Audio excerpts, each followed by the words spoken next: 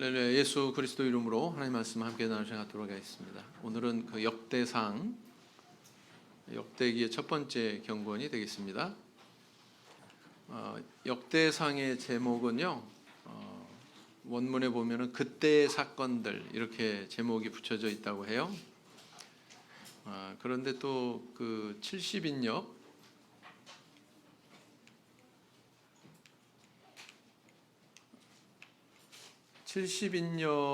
성경에는 또 어떻게 되어 있냐면 생략된 것들에 대하여 이렇게 제목이 붙여져 있습니다.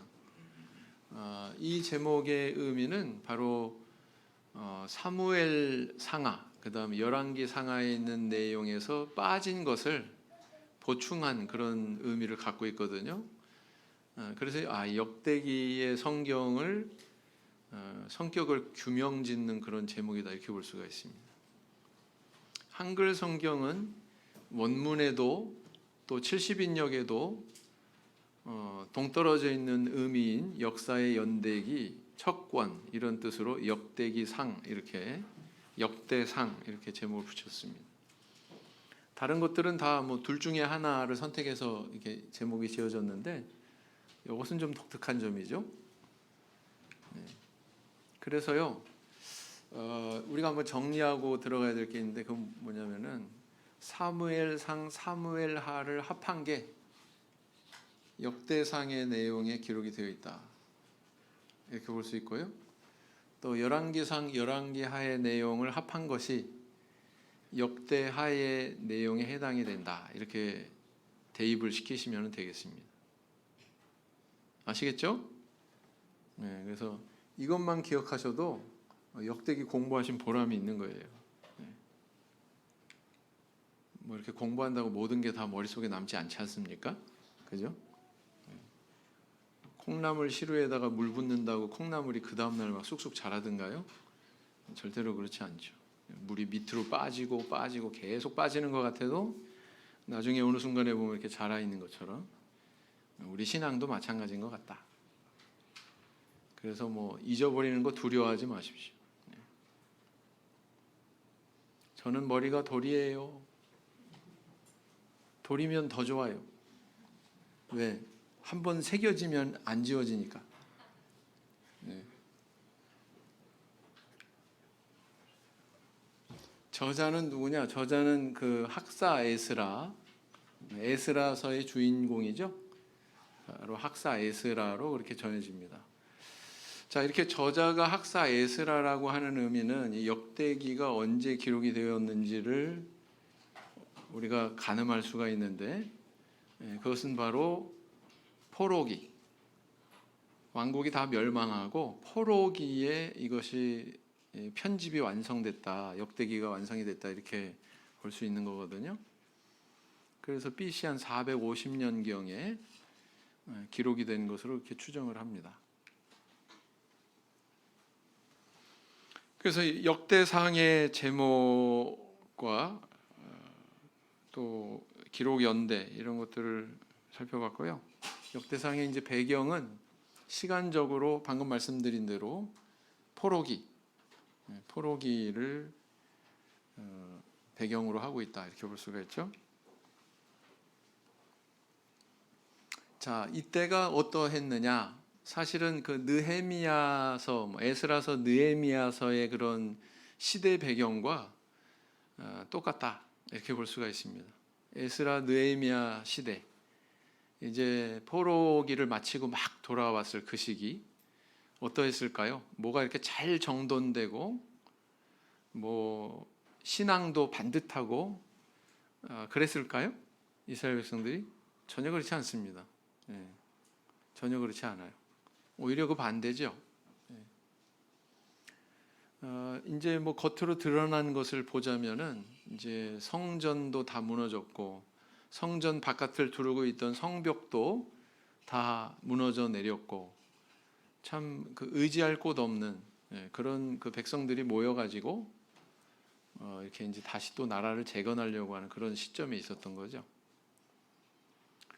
또 이제 그 모여든 사람들 가운데 이제 제사장들 같은 경우에는 생각해 보세요. 이 성전이 허물어지고 70년의 세월이 지났잖아요. 그죠? 사실은 70년이 지난 게 아닙니다. 70년이 안 지났죠. 한 50년 정도 지났다. 이렇게 가늠을 하면 됩니다. 그 시기에 제사장들이 역할을 못했으니 제사장으로서의 자기 정체의식이나 제사장으로서의 어떤 사명감이나 이런 것들이 투철했을까요? 아니면 약해져 있었을까요? 성전이 없어요? 당연히 약해져 있었겠죠. 그죠? 네. 그래서 이제 뭐 어떤 그 이권 문제나 그냥 관심을 두고 하는 그런 상황에 있었고요. 또 그와 궤를 같이 해서 백성들도 제대로 된 신앙생활을 하지 못하는 그런 가운데 있었다. 이렇게 볼 수가 있습니다. 그래서 이 어떤 하드웨어가 없으니까, 다시 말하면 성전이 없으니까 성벽도 물론 없고요. 이런 상황에서 제대로 신앙이 유지가 되지 못하죠. 또 신앙이 제대로 유지가 되지 못하니까 거기서 다시 또 재건하고 다시 일어서려고 하는 의지도 약하고, 그러니까 성벽과 성전이 그냥 그대로 방치되는 그런 시간들이 많았다. 이렇게 볼 수가 있는 거죠. 그래서 이것이 악순환의 그 모습을 보였다. 이렇게 볼 수가 있습니다. 안식일 준수에 대한 정신도 역시 약해져 있었다라는 걸 느헤미야서를 보면 알 수가 있죠. 그러니까 선민다운 모습이 없는 거예요. 한번 생각해 보세요. 우리도 일제 36년에 지배를 받았습니다. 그렇죠? 그 기간 동안에 우리의 어떤 민족 정신을 약화시키기 위해서 일제는 여러 가지 그런 그 방법을 동원했거든요. 근데 그런 것들이 효과가 먹혔죠. 그래서 우리가 그 정말 한 민족다운 그런 모습을 보이지 않는 그런 순간들이 굉장히 많았다라는 겁니다. 나중에 이제 해방이 된 이후에도 그런 잔재가 있어서 굉장히 우리가 나라를 세우는데 어려움을 겪어왔거든요. 역사적으로. 그런 거와 유사하다 이렇게 이해하면 될 것 같습니다. 또 이방인과 결혼하는 거 우리 하나님께서 금하시잖아요. 왜요? 거기에는 이유가 있는데 우상 숭배 때문에. 목사님, 성경에 보니까 이방인하고 맺어지는 경우도 허다하던데요. 맞습니다. 있습니다. 네. 뭐 기생 라합도 있고요. 또 룻도 있고요. 뭐 그렇게 있습니다. 근데 하나님께서 왜 이방 결혼을 금하셨는지 그 근본적인 뿌리를 아셔야 그 명령을 이해할 수 있는 건데, 그건 바로 뭐냐면은 하나님 믿는 그 신앙을 떠나서 우상 숭배할까 봐 그런 거예요. 그리고 그러기가 쉽고 보편적으로 그러기가 쉬워요. 그렇기 때문에 금하시는 거다. 근데 이때는 이 하나님의 선민이라고 하는 이 사람들이 그런 의식도 굉장히 흐려져 있었다는 거죠. 그래서 막 이방인과 통혼하고, 그것도 막 지도자급 뭐 이런 사람들이, 그런 일들이 느헤미야서에 버젓이 이렇게 기록이 되어 있습니다. 나중에 또 다루겠지만, 그래서 이렇게 느헤미야의 배경, 시간적인 배경이 동일하다. 역대기와 느헤미야는 이렇게 볼 수가 있습니다. 그래서 그러면 이 역대기를 이 저자가 왜 기록했을까요? 지금은 현재 성전이 없다고 그랬습니다. 성전을 또 두르고 있는 성벽도 무너져 내렸다고 그랬습니다. 자, 그런 상황에서 성전을 구심점으로 삼고 생활했던 이스라엘 백성들이 가장 관심을 두는 건 뭐였을까요? 성전이죠. 성전을 세우는 것이고, 그 성전과 관련되어 있는 여러 가지 제도, 조직, 체계 이런 것들을 마련하는 것이 가장 큰 관심사였습니다. 그래서 동일한 이런 불행한 역사가 반복되지 않도록 이것을 이제 철저하게 우리가 좀 규명을 하자. 전에 제가 그 성경 개론 맨 처음에 다룰 때 구약의 그 7개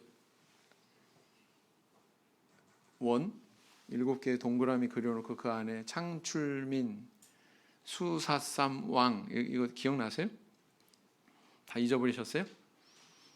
그래도 저는 실망을 안 합니다. 자연스러운 일이다. 자, 창출민 수사삼왕, 그리고 나머지는 부속이라고 그랬죠.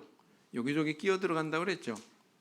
그 다음에 이상하게도 이 밑에 요 7개가 아니라 3개의 원이 있었고 대라느 이렇게 연결이 됐습니다. 기억나십니까? 대는 뭐예요? 대. 역대기죠.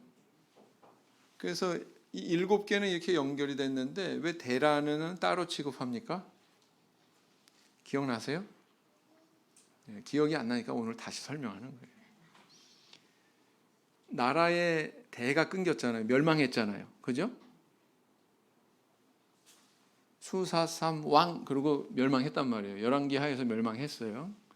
근데 이제 포로 생활하다가 이제 돌아온 자들이 나라를 다시 시작을 해야 되는데 어디서부터 시작을 할까라고 고민하면서 기록한 게 역대기라고요. 그죠? 역사가 맥이 끊겼어요. 근데 우리가 어디서부터 다시 시작할까? 그러면서 이제 이 성경이 역대기가 다루어지고 있는 거거든요. 그래서 그 시점에 자, 성전도 없다고 그랬습니다. 성전 없으니까 당연히 뭐예요? 성전 중심의 성전을 구심점으로 삼고 하나님을 섬기는 그 신앙을 가지고 이 나라를 이끌었던 이 과거의 역사가 있는데 당연히 성전에 대한 관심이 가장 큰 것이 자연스럽죠. 그렇습니다. 그래서 다윗에게 과거에 이렇게 언약을 주셨었지. 네 위가 영원할 것이다. 자, 북왕국, 남왕국, 북이스라엘 아수르에 멸망했다고 그랬습니다. 북이스라엘 지파가 몇 지파라고 했어요? 10지파. 남유다 2지파. 그죠? 그러니까 여기가 다 멸망해버렸으니까 나머지 지파들은 어때요? 명맥이 유지가 됐다는 거예요? 안 됐다는 거예요? 나머지 지파들은 안 됐다는 거죠. 근데 이 바벨론에 멸망한 유다 나라는 나중에 이제 다시 돌아오잖아요. 아수르에 멸망한 북이스라엘은 돌아옵니까? 못 돌아옵니까? 못 돌아와요. 일부 혼혈로 남고 그 남은 자들이 바로 누구였습니까? 사마리아인, 그죠? 그렇단 말이죠. 그래서 이제 역사가 다시 이 유다 지파로 왜 다윗 언약이 있었으니까 하나님이 이렇게 우리한테 언약을 주셨으니까 여기에 그 우리 역사의 시작이 다시 출발해야 돼. 여기로부터 뭐 이런 의식을 가지고 있는 거죠. 그래서 바로 유다 지파 중심의 족보로 1장부터 시작을 합니다. 역대기의 또 다른 또 특징은 뭐냐면요. 족보 이야기가 굉장히 장황하게 기록이 되어 있습니다. 무려 9장이나. 우리 성도님들 성막 이야기 기록되어 있는 거 읽으면 굉장히 지루하시죠? 근데 역대기 부분도 이제 읽기 시작하시면 지루하셔요. 그 이유가 바로 뭐냐면 1장부터 9장까지 아주 장황한 그런 족보를 기록하고 있기 때문에 그렇습니다. 그래서 이 족보의 그 흐름을 쭉 살펴보면 우리는 그 다윗 언약에 기반을 두고 우리의 민족을 다시 더듬어서 뿌리를 찾아야 돼. 그리고 다시 세워야 돼. 이 의식이 거기 녹아져 있는 거예요. 우리만 뿌리를 중요하게 여기는 게 아니구나. 성경도 뿌리를 중요하게 여기는구나. 알 수 있죠? 그죠? 그래서 이제 그 역대기에는 그런 성전 중심의 서술이 굉장히 많아요. 이것이야말로 우리의 신앙을 회복할 수 있는 구심점이 될 수 있다. 나라를 다시 재건할 수 있는 구심점이 될 수 있다라고 생각하기 때문에 그런 거죠. 그렇다. 그래서 만약에 그렇다면 어떤 내용이 기록이 됐을까요? 열왕기도 뭐 성전에 대해서 자세하게 서술하고 있지만 그건 솔로몬 성전이 어떻게 지어졌다, 어떤 기구가 어떻게 마련이 됐다, 어떤 규모로 어떻게 세워졌다 이런 것인 반면 이 역대기는요 그 성전과 관련된 조직, 체계 이런 것들에 대해서 굉장히 자세하게 기록을 하고 있습니다. 뭘 의미할까요? 나라가 멸망해서 이제 성전도 없어지고 다 그런 상태에서 과거를 회상하는 거예요. 과거에 우리가 다윗 왕 시대에 이런 제사장 제도를 가지고 있었지, 저러저러한 찬양대 조직을 가지고 있었지, 그리고 수의대 조직도 있었지, 여러 가지 이런 행정 조직들이 있었지, 이런 것들을 회상하면서 이거를 기록으로 남긴 거예요. 다시 말하면 설계도를 복원한 거예요. 우리가 회복해야 되는 성전은 하드웨어로 이렇게 마련도 돼야 되지만 그 안에 이 성전을 운영하기 위해서 이런 조직과 체계를 이루어 가지고, 말하자면 소프트웨어죠. 어려운 말 써서 죄송합니다. 하드웨어는 컴퓨터로 말할 것 같으면 눈에 보이는 뭐 이런 몸체 있고 모니터 있고, 그렇죠? 그게 하드웨어고요. 그 안에서 막 이렇게 돌아가는 프로그램 같은 거, 이거를 소프트웨어라고 그러죠. 그러니까 이게 두 가지가 다 있어야 돼요. 두 가지가 다. 그 두 가지에 대해서 다 기록을 하고 있다, 이렇게 볼 수가 있습니다. 그래서 역대상의 내용은 굉장히 심플합니다. 1부, 2부. 1부는 1장부터 9장. 2부는 뭐 10장부터 29장 이렇게. 그래서 1장부터 9장은 족보예요, 족보. 근데 이제 단순한 족보 이야기만 기록을 하고 있나? 그렇지 않습니다. 그 역대기의 또 재미있는 점은 뭐냐면은 역사에 대한 평가의 어떤 내용들을 간간히 심어놓고 있어요. 역사에 대한 평가.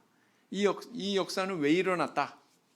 가령 사울 왕이 왜 죽고 그 왕위가 왜 이어지지 못했나. 뭐 이런 것에 대한 이유 설명, 이런 것들이 거기에 기록이 되어 있습니다. 르우벤이 장자인데, 그죠? 그가 왜 그 장자로 대우 못 받고 이렇게 되고, 뭐 장자의 몫이 누구한테 돌아가고, 이런 그 이유에 대해서도 설명을 하고 있어요. 그러니까 이게 역사에 대한 해석이죠. 과거 역사에 대한 해석의 내용들이 이렇게 나오고 있어요. 그런 특징들이 있습니다. 자, 저 지도를 보면 북이스라엘, 아수르에 멸망한 그 북이스라엘이 포로로 끌려가 가지고 어느 지역에 이렇게 분포하고 살았는지를 나타내는 지도거든요. 가만 보시면 빨간색으로 이렇게 표시되어 있는 부분 있죠. 그죠? 하나, 둘, 셋. 저런데 저렇게 흩어놨어요. 흩어놓으면 힘을 쓸까요? 못 쓸까요? 아주 아수르 나라는요, 잔혹하기로 유명하고 참 자비가 없는 그런 족속입니다. 나중에 또 공부하시겠지만. 이게 이제 5장에 이제 그런 내용이 나와 있고요.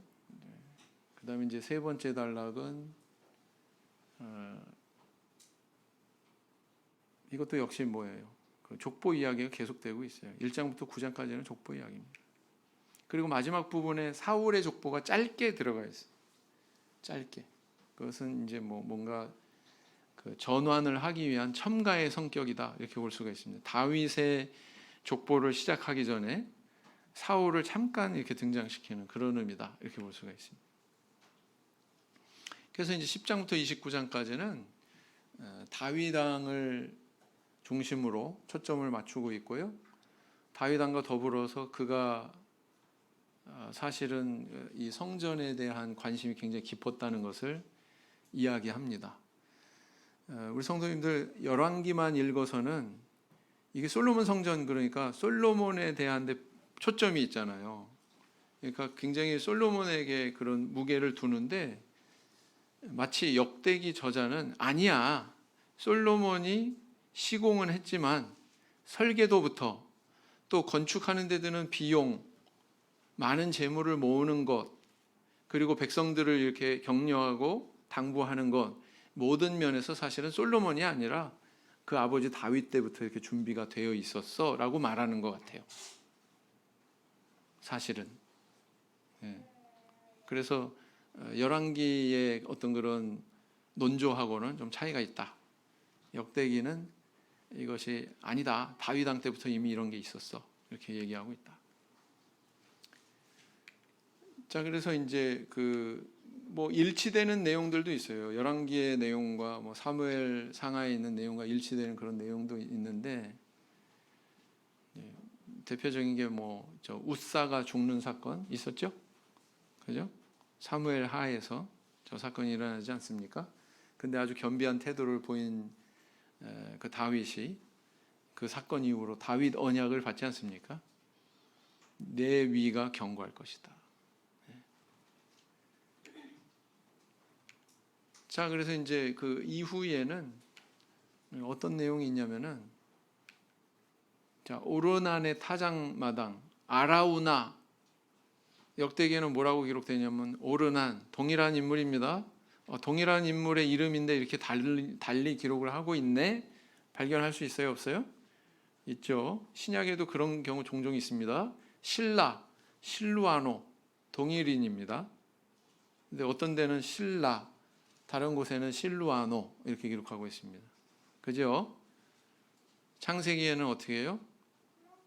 모레, 마무레, 다른 곳이 아닙니다. 동일한 곳입니다. 네, 그렇다. 그래서 어느 정도 좀 융통성 있게 이런 그 지명이나 호칭이나 이런 것들을 좀 받아들여야 된다라는 거죠. 자, 그래서 뭐 성전 건축에 대한 준비시키는 내용 뭐 이런 것도 있어요. 네. 그다음 제사장의 반차, 24반열, 반열 또는 반차 이렇게 표현하죠. 성경에서. 그다음 찬양대도 있었어요. 이것도 반차가 있었어요. 반차는 뭐냐? 밥차가 아닙니다. 밥차를 반차라고 그러는 게 아니고 바로 당번을 얘기하는 거예요. 당번. 24반차 그러면 24개 조의 당번을 얘기하는 겁니다. 아시겠죠? 그 다음에 이제 각종 제사 관련된 그런 행정조직 뭐 이런 것들도 서술을 하고 있습니다. 그래서 구체적으로 살펴보면요, 설계도는 솔로몬이 아니라 부친 다윗이 하나님께로부터 계시받았다라고 하는 것을 명시하고 있습니다. 역대기에. 읽어보시겠습니다. 위에 구절, 밑에 구절 같이 읽어보죠. 다 같이 시작. 다윗이 전의 낭실과 그 집들과 그 곡간과 다락과 골방과 속죄소의 식양을 그 아들 솔로몬에게 주고, 식양이 뭐예요? 설계도예요. 이런 식으로 이런 모양으로 만들어야 돼 이렇게 설명이 되어 있는 게 식양이죠. 그죠? 그것을 아들 솔로몬한테 줬어요. 근데 이게 기원이 어디냐? 19절 시작.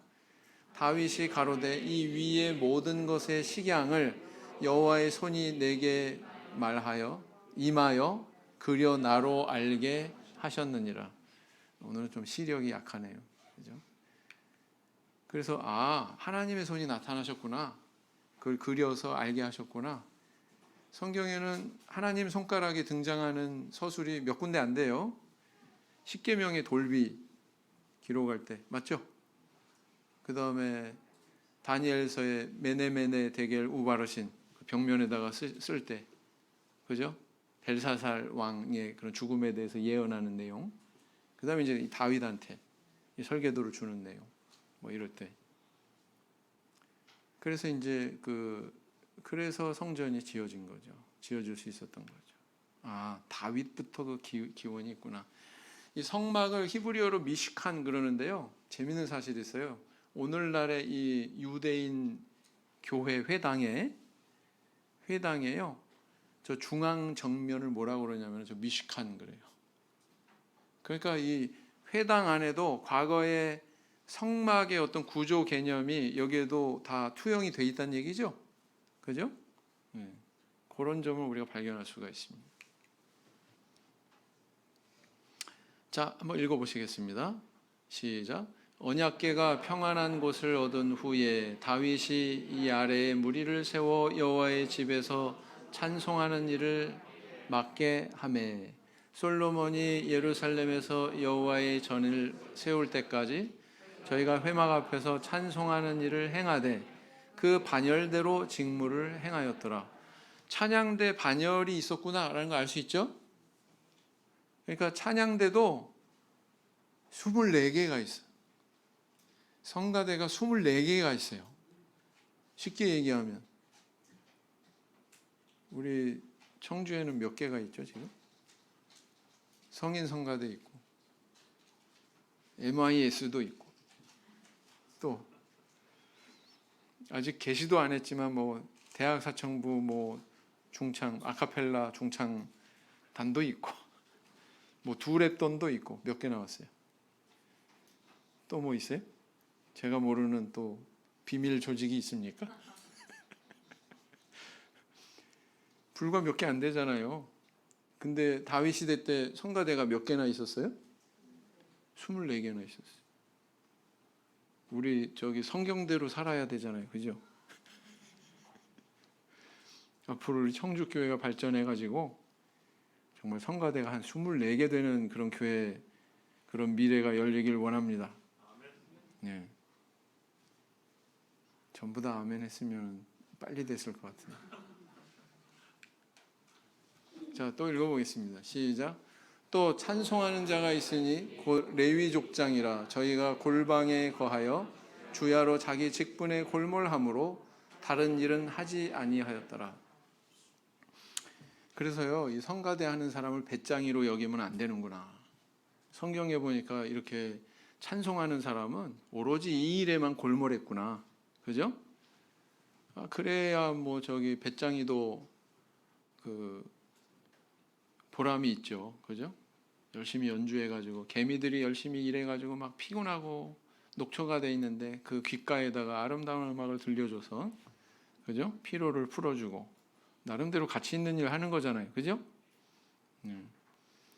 주방에서 막 그 분주하게 봉사하는 우리 자매님들이 그 성가대 막 이렇게 활동하는 거 보고 쟤네들은 배짱이냐? 뭐 우리는 일하고 있는데 아니에요. 이것도 일하고 있는 겁니다. 사실은.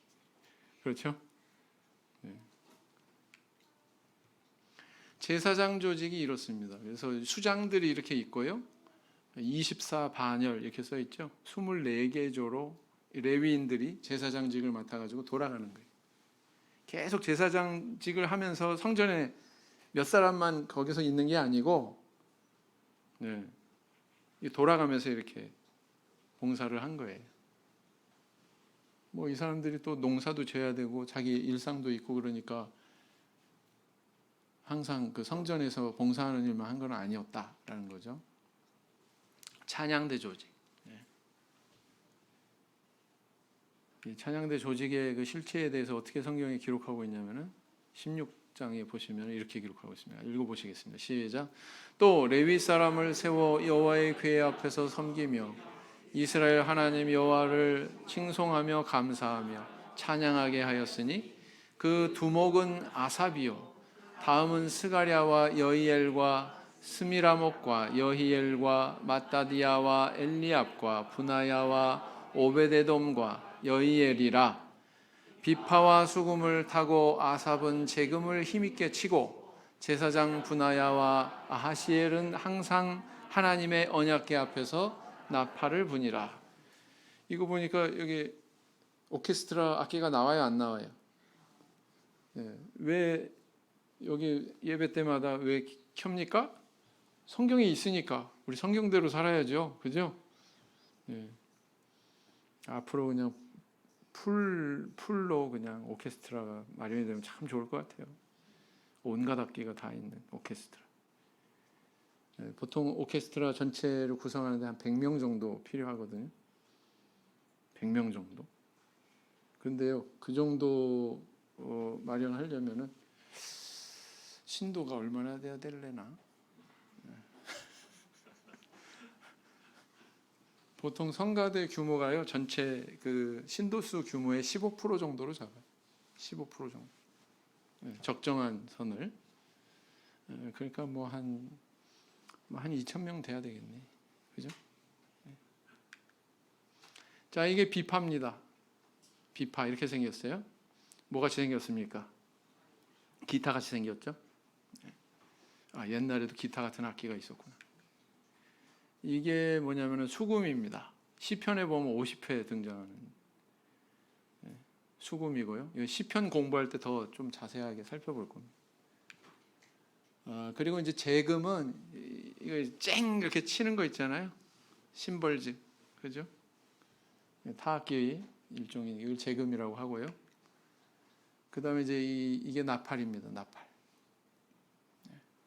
트럼펫. 참 우리 교회에 참 악기가 참 편향이 돼가지고 플룻 하기는 참 좋아해. 플룻만 많아. 굉장히 많아. 바이올린 하기를 좋아해요. 그래가지고 바이올린 연주자 굉장히 많아요. 비올라는 없어요. 한 명인가 있어요. 한 명. 뭐 첼로도 많아. 컨트라베이스 2명 있어요. 2명. 여러 가지 이제 악기가 필요한데 금관 악기도 필요합니다. 우리 교회 한 분이 계시잖아요, 그죠? 연습 잘하셔가지고 80주년 기념 때 저 뒤에서 숨어서 하지 마시고 그때는 이제 앞에서 전면에서 이제 솜씨 발휘를 하셨습니다. 건강 관리를 잘 하셔야 됩니다. 그때까지. 그다음 성전 문지기 조직까지 이렇게 명시하고 있어요. 문지기 조직. 문지기. 출입하는 거 뭐 지키는 사람이죠? 그죠? 말하자면 우리 교회에서 안내 보시는 분이잖아요. 네.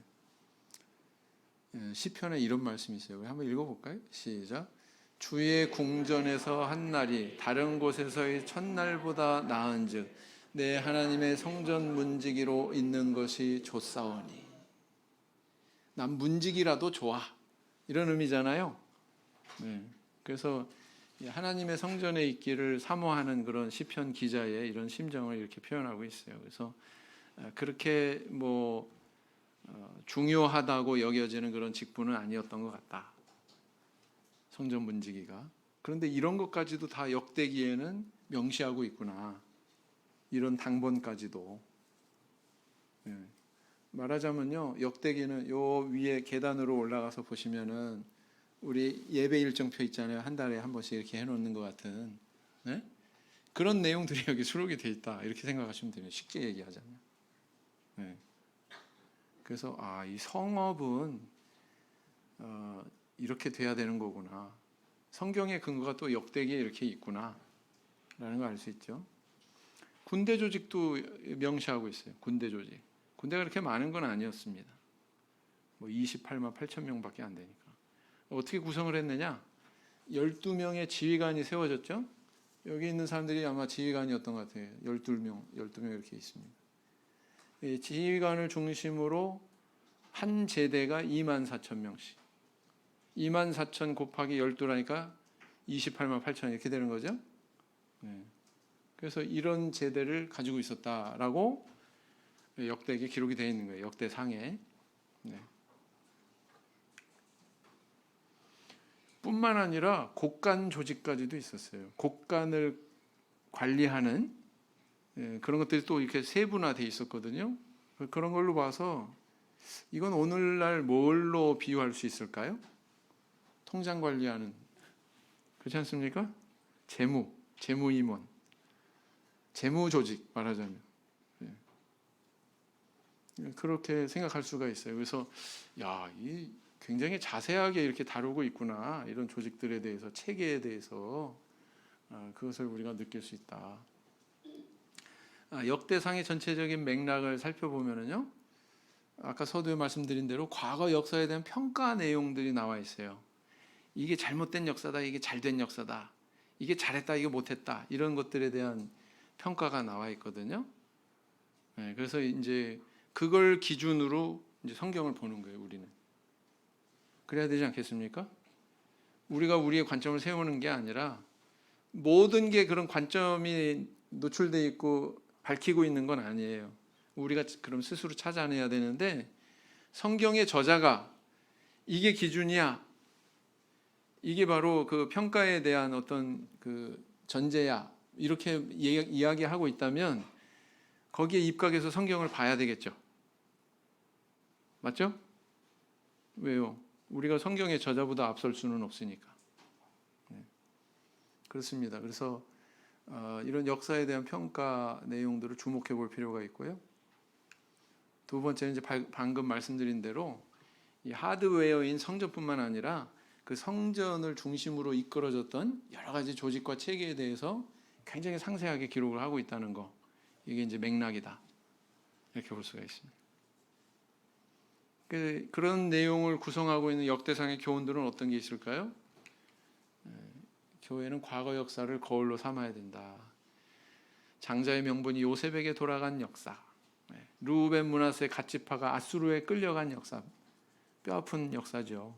근데 이런 일이 있으면 안 된다, 이런 뜻이고, 사울이 버림받고 다윗이 세움받은 역사, 이것에 대해서 건들고 있거든요. 또 다윗이 승리했던 그런 역사, 왜 이걸 쓰고 있을까요? 지금 패배했으니까 우리도 다윗 시대처럼 좀 승리해보자, 이거죠. 그런 의미에서 써 있는 거예요. 그 다음에 이제 다윗의 그런 정의로운 치리의 역사, 왜 이걸 쓸까요? 지금 정의롭지 않으니까. 과거처럼 제대로 해, 우리 한번 이렇게 해봐, 그러면서 이거 써놓는 거예요. 읽어보겠습니다. 어떻게 평가하고 있는지. 시작. 이스라엘의 장자 르우벤의 아들들은 이러하니라. 르우벤은 장자라도 그 아비의 침상을 더럽게 하였으므로 장자의 명분이 이스라엘의 아들 요셉의 자손에게로 돌아갔으나 족보에는 장자의 명분대로 기록할 것이 아니니라. 유다는 형제보다 뛰어나고 주권자가 유다로 말미암아 났을지라도 장자의 명분은 요셉에게 있으니라. 이렇게 기록하고 있죠. 또 역대상 5장 25절에서 26절, 왜 포로로 끌려갔냐, 그 이유에 대해서 설명하고 있어요. 시작. 저희가 그 열조에 하나님께 범죄하여 하나님이 저희 앞에서 멸하신 그 땅 백성의 신들을 간음하듯 섬긴지라. 그러므로 이스라엘 하나님이 아수르 왕 불의 마음을 일으키시며 아수르 왕 디글랏 빌레셀의 마음을 일으키시매 곧 르우벤과 갓과 므낫세 반지파를 사로잡아 할라와 하볼과 하라와 고산 하숫가에 옮긴지라. 저희가 오늘날까지 거기 있으니라. 이렇게 기록하고 있죠. 여기는 돌아왔어요? 못 돌아왔어요? 오늘날까지 거기 있다고 그러죠. 그죠? 포로로 끌려가서. 또 역대상 10장 13절 14절 읽어보겠습니다. 사울에 대한 평가. 시작. 사울의 죽은 것은 여호와께 범죄하였음이라. 저가 여호와의 말씀을 지키지 아니하고 또 신접한 자에게 가르치기를 청하고 여호와께 묻지 아니하였으므로 여호와께서 저를 죽이시고 그 나라를 이새의 아들 다윗에게 돌리셨더라. 그 사무엘상에는요, 이런 것에 대한 내용은 기록이 되어 있지 않잖아요, 그죠? 어디에 기록이 되어 있어요? 역대상에, 역대기에 이것이 기록이 되어 있다, 이런 내용이. 자, 그다음 또 다른 교훈, 두 번째 교훈은 뭐냐면은 성업도 질서와 조직이 있어야 된다. 아이, 교회가 뭘 그런 걸 따져, 다 사랑으로 덮어주고 그냥 하면 되는 거지. 그러면서 대충 그러면서 그냥 눈 가리고 아옹 이런 식으로 일하면 된다, 안 된다? 안 된다. 그건 성경의 정신이 아니다. 성경이 이렇게 체계적이고 이렇게 치밀하게 이렇게 조직과 체계를 가지고 있었다고 하는 것을 보여주고 있거든요. 그래서 우리는 여기에 대해서 생각을 깊이 해야 된다라는 것입니다. 자, 이건 지나가고요. 뭐 반차, 뭐 곡간 그 당번까지 다 정해놓은 상태니까요. 이거 한번 볼까요? 군대 조직. 시작. 이스라엘 자손의 모든 족장과 천부장과 백부장과 왕을 섬기는 유사들이 그 인수대로 반차가 나누이니 각 반열이 24,000명씩이라 1년 동안 달마다 체번하여 들어가며 나왔으니. 그랬어요. 체번은 뭐냐면 교대식, 교체하는 거예요. 그래서 체번이라고 하는 거예요. 그래서 한 달씩 근무한 거예요. 한 달씩. 1년에 한 달은 너희들 와서 복무해. 12,000명씩 와서 여기서 복무해. 군사로서. 그런 시스템을 가지고 있었다라는 것을 알 수가 있습니다. 그 다음 세 번째는 뭡니까? 성업에는 모든 계층이 하나가 되어야 한다는 것을 교훈하고 있습니다. 그도 그럴 것이 이제 다윗이 성전 건축에서 물질 저축을 했지만 다윗 혼자의 의지로만 되는 건 아니잖아요. 성전 건축이. 그죠? 또 그 자기 아들 솔로몬에게 뭐 신신당부해 가지고 야, 설계도 여기 있어. 야, 내가 저축한 통장 여기 있어. 다 건네줬잖아요. 그죠?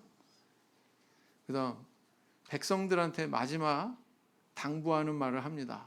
너희들도 이렇게 도와서 힘써 가지고 이 성전을 이렇게 완성해라.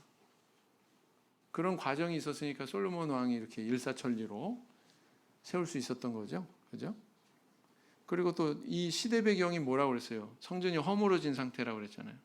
그러니까 그런 상태에서 이 성전을 다시 재건해야 된다고 하는 것을 독려하기 위해서 또 이런 다윗의 입술을 동원해서 또 이렇게 당부하고 있는 거다. 이렇게 볼 수가 있습니다.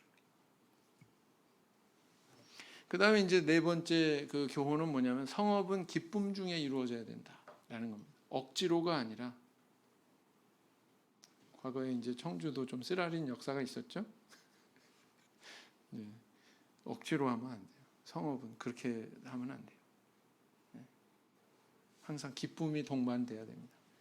약방의 감초처럼, 식탁 위에 김치처럼 반드시 거기에 기쁨이 있어야 됩니다.